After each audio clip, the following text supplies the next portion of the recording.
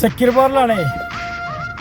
കണ്ടില്ലേ, നമ്മള് VD സതീശന് മുഖ്യമന്ത്രി പ്രഖ്യാപനം കഴിഞ്ഞേക്ക് നേരെ ചെന്നത് ആരെഴുതിക്കാണോക്കിയേക്കാം, മകൻ സംഖ്യ ഇല്ലേ, നമ്മളെ ഒരു മുൻ മുഖ്യന് ഉണ്ടായിരുന്നല്ലോ, പ്രായം കൂടിയ മുഖ്യന്. അവിടെ ചെന്നിട്ട് ആ മുഖ്യം പറയണത് എന്താണെന്നുള്ളതൊന്നും കേട്ടില്ല നിങ്ങൾ. പ്രഖ്യാപനങ്ങൾ നടത്തും, അത് പ്രാബല്യത്തിൽ വരാൻ സമയമെടുക്കും. എന്ത് പ്രാബല്യത്തിൽ വരാം? തൊട്ടടുത്തുള്ള സംസ്ഥാനമായ തമിഴ്നാട്ടിലതാ വിജയ് കൃത്യമായിട്ട് നടപ്പിലാക്കണം. നട്ടല് വളയാത്ത മുഖ്യമന്ത്രിയാണ് VD സതീശൻ. എങ്ങനെ നടപ്പിലാക്കണം? VD സതീശൻ പറഞ്ഞ കാര്യം തന്നെ കൃത്യമായിട്ട് അതിലുണ്ട്.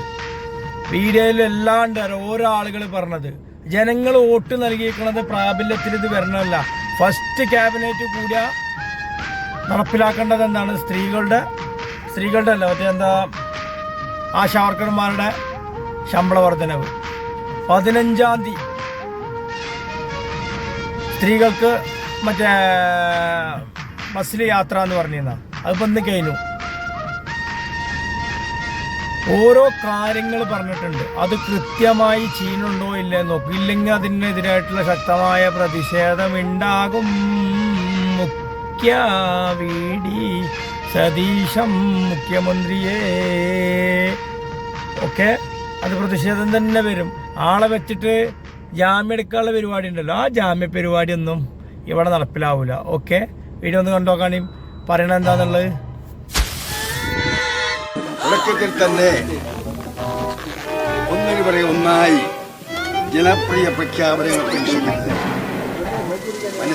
സതീശന്റെ മനസ്സിൽ പല സ്വപ്നങ്ങളും കാണും. അത് പൂർണ്ണമായി എനിക്കറിയില്ല, ഞങ്ങൾക്ക് പ്രഖ്യാപിക്കും. തുടക്കത്തിൽ ഒന്നിനു പറയും ഒന്നായി ജനപ്രിയ പ്രഖ്യാപനങ്ങൾ പ്രതീക്ഷിക്കരുത്. കുറച്ച് മുണ്ടും കൊടുക്കേണ്ടി വരും, കുറച്ച് കൈപ്പീതിൽ കുടിക്കേണ്ടി വരും. ആ ഘട്ടത്തിൽ കുറച്ചുകൂടി യാഥാർത്ഥ്യമുണ്ട്. കാരണം ഇത് പാപ്പരായ സംസ്ഥാനമാണ്. 2001 ഞാൻ മുഖ്യമന്ത്രി ആയിരുന്ന അവസരത്തേക്കാൾ 10 ഇരട്ടി, അതിനേക്കാൾ 10 ഇരട്ടിയിൽ കൂടുതൽ സാമ്പത്തികമായി തരിപ്പണമായ ഒരു സംസ്ഥാനമാണ്. ആർക്കും അറിയില്ല കേരളത്തിൽ സാമ്പത്തിക സ്ഥിതി.